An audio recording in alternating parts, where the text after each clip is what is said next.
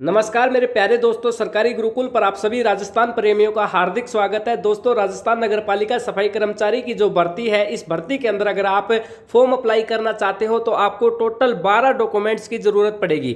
दोस्तों, ये 12 डॉक्यूमेंट्स कौन कौन से होने वाले हैं और कहां कहां पे बनेंगे, इसके अलावा आपको ये डॉक्यूमेंट्स कैसे बनवाने हैं, इन सब की जानकारी आपको इस वीडियो के अंदर मिल जाएगी। इस वीडियो के बाद में आपको कोई डॉक्यूमेंट्स को लेकर वीडियो देखने की जरूरत नहीं पड़ेगी। पूरी जानकारी वीडियो में ठोक ठोक के बताई गई है। अब दोस्तों, जो डॉक्यूमेंट्स में बदलाव हुआ है वो क्या हुआ है ये भी आपको बताया जाएगा। जो डॉक्यूमेंट्स बढ़े हैं आपकी बार, जो नए डॉक्यूमेंट्स आपको बनवाने हैं वो भी बताया जाएगा कि कौन कौन से इस बार आपको नए कागज नए डॉक्यूमेंट्स बनवाने हैं। इसके अलावा दोस्तों, बात करें हम जो आपकी राजस्थान नगर पालिका की वैकेंसी है, इसको लेकर काफी सारे यूट्यूबर्स वीडियो बना रहे थे और आपको पागल बना रहे थे कि ये वैकेंसी 30,000 पदों पे आएगी, कब आएगी, ऐसे लेकर पता नहीं कैसे कैसे वीडियो बना के आपके दिल और दिमाग को गुमराह कर रहे थे। अभी यहाँ पे क्लियर हो गया कि जो आपकी वैकेंसी है ना, वो 13,131 या 134 पोस्टों पे होने वाली है। इसके अलावा इसमें दोस्तों 18 से और 40 वर्ष तक के लोग आवेदन कर सकते हैं। इतना आप सभी को पता है। अब बात कर लेते हैं कागजों की। लेकिन सबसे पहले उन बेकार यूट्यूबरों को मैं कहना चाहूंगा कि आपका जो स्टेटमेंट था कि ये वैकेंसी 30,000 पदों पे आएगी, इस भर्ती के अंदर ऐसा होगा वैसा होगा, ऐसा कुछ भी नहीं हुआ है। और जो वैकेंसी है वो 13,134 पोस्टों पे आई है। ठीक है, तो जो बेकार यूट्यूबर है वो अपना समय खराब ना करे भाई, लोगों को सही खबर दिया करो। और जो बंदा सरकारी गुरुकुल से जुड़ा हुआ है, सरकारी गुरुकुल पे ट्रस्ट करता है, विश्वास करता है, मैं 100% गारंटी से कहता हूं कभी गलत जानकारी नहीं मिलेगी। जानकारी छोटी हो या बड़ी, अगर सही होगी तो आपको इस चैनल पे मिलेगी, गलत होगी तो आपको कभी भी इस चैनल पे देखने को नहीं मिलेगी। अब बात करें डॉक्यूमेंट्स की, तो सबसे पहले आपके पास होना चाहिए दोस्तों आधार कार्ड।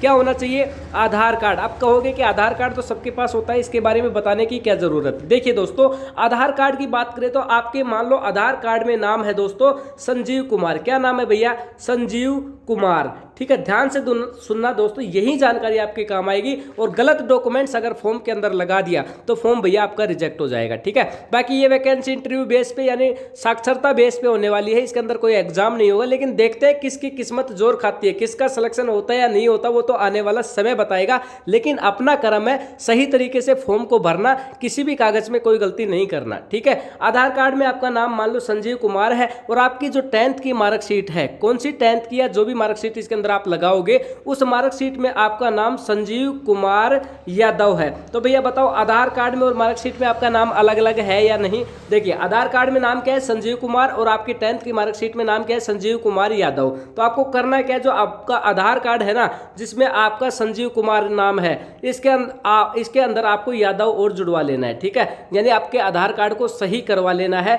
आपके आधार कार्ड में संजीव कुमार नाम है तो इसके अंदर यादव और जुड़वा लेना है। ठीक है, इसी तरीके से आपको चेक करना है कि आपका जो आधार कार्ड है उसके अंदर डेट ऑफ बर्थ क्या है। क्या है भैया? डेट ऑफ बर्थ, यानी आपकी जो जन्म तिथि है वो क्या है। उसके बाद में आपकी जो 10th की मार्कशीट है या फिर जो भी मार्कशीट आप अपने जो फॉर्म है उसमें लगाने वाले हो, उसके अंदर आपकी डेट ऑफ बर्थ चेक कर लेना है। दोनों के अंदर सेम होना चाहिए, दोनों के अंदर पापा मम्मी का नाम सेम होना चाहिए, स्पेलिंग है वो सेम होनी चाहिए, हर चीज़ सेम मैच होनी चाहिए। इसके बाद में दूसरे डॉक्यूमेंट्स की बात करें तो आपके पास राशन कार्ड होना चाहिए। क्या होना चाहिए? राशन कार्ड होना चाहिए। और इसके अलावा आपके पास जन आधार कार्ड भी बना होना चाहिए। अगर ये नहीं है तो आपको बनवा लेने हैं। राशन कार्ड आपके नज़दीकी तहसील में बनेगा। ठीक है, जो भी आपके गांव की, शहर की तहसील है वहाँ पे जाके अपना राशन कार्ड बनवा सकते हैं, या फिर जो साइबर कैफ़े वाला है जिसके पास ई मित्र की सेवा है उसके पास जाके आप राशन कार्ड बनवा सकते हैं। ठीक है, जन आधार कार्ड भी आपको इन्हीं दोनों चीज़ों पे बनेगा, तो जल्दी करके इन दोनों डॉक्यूमेंट्स को बनवा लेना।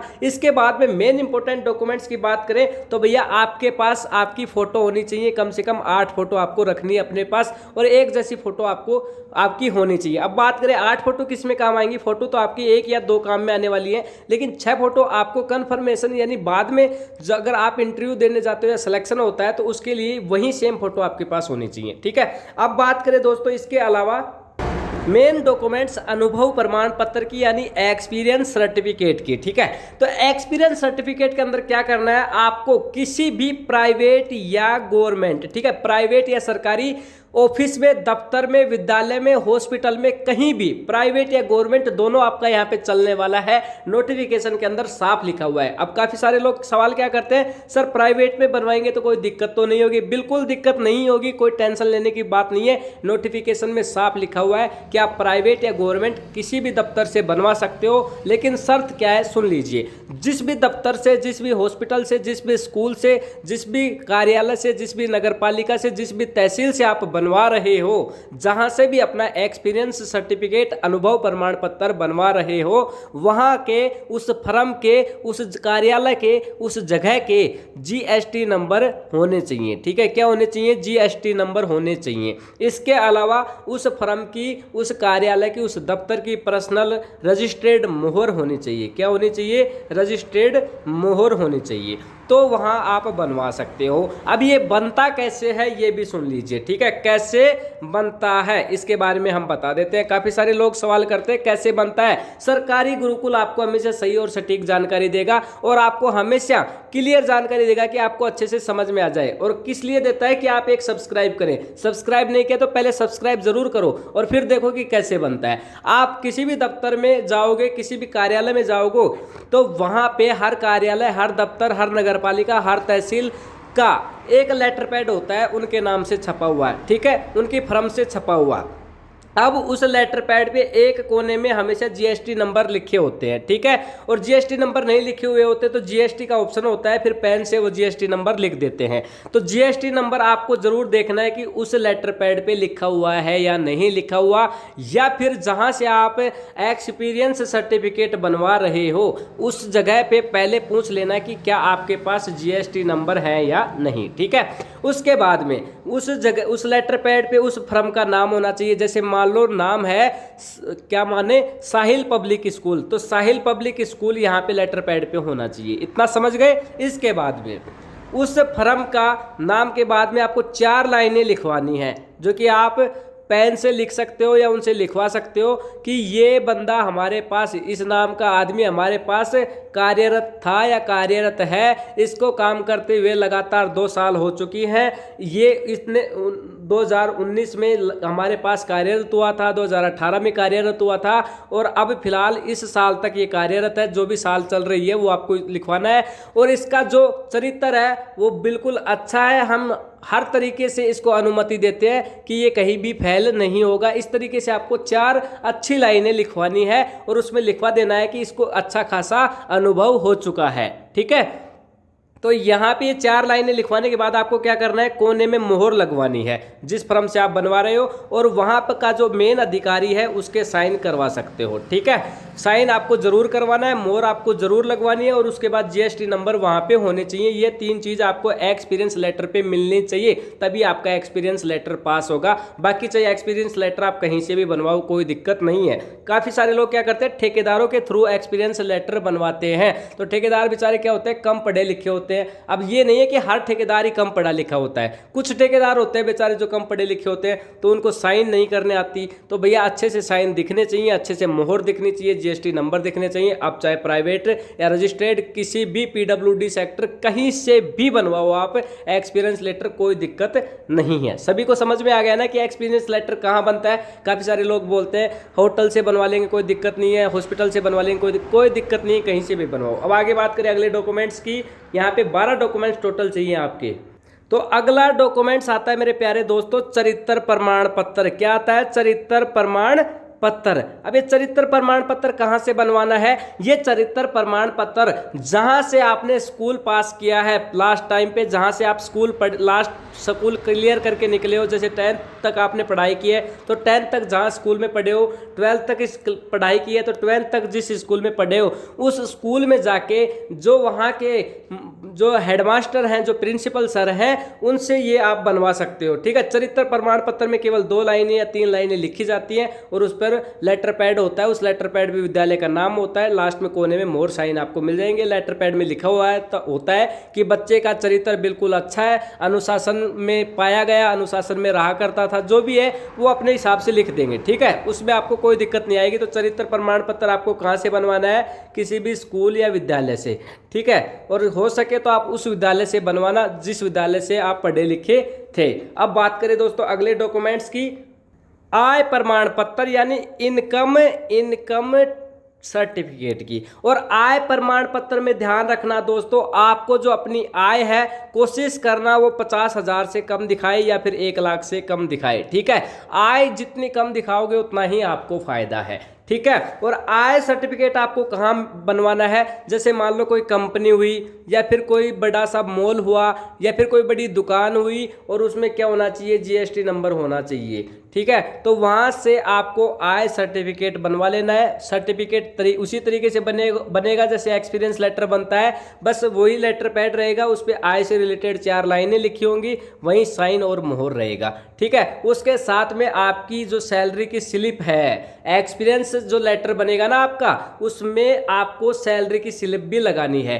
1 महीने की सैलरी स्लिप आपको लगानी है। तो 1 महीने की सैलरी स्लिप आप कहाँ से लेंगे, कहीं से भी ले सकते हैं, किसी भी सेक्टर से, कि भैया मेरे को 1 महीने की सैलरी दे दो। सैलरी नहीं लेनी है, केवल स्लिप लेनी है उसमें कि आपको कितनी तनख्वाह मिलती है, ठीक है। वो स्लिप आपको जरूर लगानी है, किसके साथ, एक्सपीरियंस लेटर के साथ, वरना फॉर्म रिजेक्ट हो जाएगा। बताओ ये वीडियो देख रहे हो, आपको काम की सूचना मिल रही है या फिर आपको बकवास देखने को मिल रहा है? अगर काम की सूचना मिल रही है ना तो फिर लाइक करो भाई, क्यों लेट कर रहे हो, लाइक करो। कोई दिक्कत आ रही है तो कमेंट करो। बाकी अभी तो डॉक्यूमेंट्स मैंने आधे ही दिखाए हैं, आधे से ज्यादा मेन इंपोर्टेंट डॉक्यूमेंट्स तो अभी बचे हुए हैं। अब भाई डॉक्यूमेंट्स दिखाने के साथ साथ मेन इंपोर्टेंट जानकारियां होती है वो भी तो बताना पड़ता है। अब मान लो मैं सैलरी स्लिप के बारे में आपको नहीं बताता तो केवल आप एक्सपीरियंस लेटर ही तो लगाते, फिर आपका फॉर्म क्या हो जाता है, रिजेक्ट हो जाता। अब एक्सपीरियंस लेटर के साथ आपको क्या लगाना है भैया, सैलरी स्लिप लगानी है, ठीक है। आपका फॉर्म रिजेक्ट नहीं होगा। अब अगले डॉक्यूमेंट्स की बात करते हैं मेरे प्यारे दोस्तों। अगला डॉक्यूमेंट्स आता है मूल और जाति। भाई आप मूल निवासी कहाँ के हैं, यानी मान लो आप राजस्थान के मूल निवासी हैं तो आप कैसे प्रमाणित करेंगे कि आप राजस्थान के ही हो, कैसे आप, क्या सबूत है कि आपके पास आप राजस्थान के हो? तो उसके लिए आपको क्या बनवाना पड़ता है, मूल निवास बनवाना पड़ता है। और इसके बनवाने की जो प्रोसेस है ना वो पूरे 3 दिन की होती है और आपके फॉर्म है ना वो 1 महीने तक भरे जाएंगे। और ये मूल निवास आपको हर भर्ती के अंदर काम में आएगा, तो इसलिए मूल निवास बनवा लेना, 3 दिन इसके अंदर लगेंगे। इसके बाद में भैया जाति भी बनवानी पड़ती है। क्या बनवानी पड़ती है, जाति भी बनवानी पड़ती है। तो इसके अंदर भी आपको 3 दिन का समय खराब करना पड़ेगा। तो 3 दिन इसके 3 दिन इसके, दोनों डॉक्यूमेंट्स को बनवाने में कितना समय लगेगा, 6 दिन का लगेगा, ठीक है। तो इसलिए मूल जाति अपने जरूर से बनवा लेना, ये हर भर्ती के अंदर आपको काम में आने वाले हैं, ठीक है।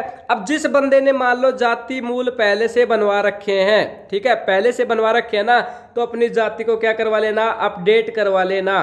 क्या करवा लेना भैया, अपडेट करवा लेना। ये 6 महीने से पुरानी नहीं होनी चाहिए। अगर ये 6 महीने से पुरानी हो चुकी है तो जाति को अपडेट करवा लेना। 6 महीने से पुरानी नहीं हुई है तो फिर आपकी जाति चल जाएगी, कोई दिक्कत नहीं है। अगला डॉक्यूमेंट्स आता है आपकी मार्कशीट, ठीक है। आपकी क्या आती है, मार्कशीट आती है।